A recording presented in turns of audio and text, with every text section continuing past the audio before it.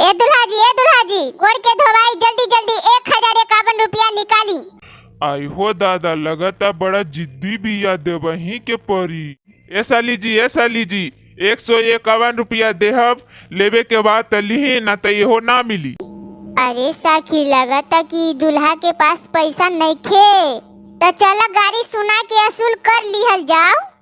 चलनी के चलल हो दुल्हा, सुप के झटकारल हो,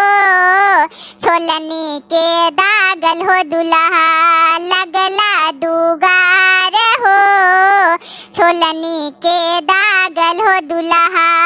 तोहरा के देखनी हो दुल्हा, गदहा चारैते हो, तोहरा के देखनी हो दुल्हा, बकरी चारैते हो, कैसे कैसे अइला हो दुल्हा, पापा के पसंद हो,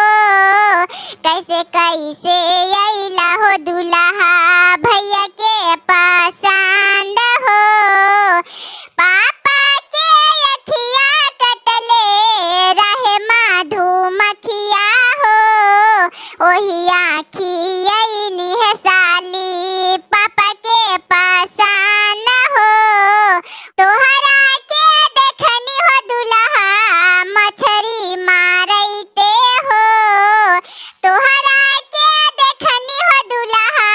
झाड़ा फिरैते हो, कैसे कैसे अइला हो दुल्हा, पापा के पसंद हो, कैसे कैसे अइला हो दुल्हा, चाचा के पसंद हो, चाचा के अखिया कटले रहे मधुमक्खिया हो, ओही आँखी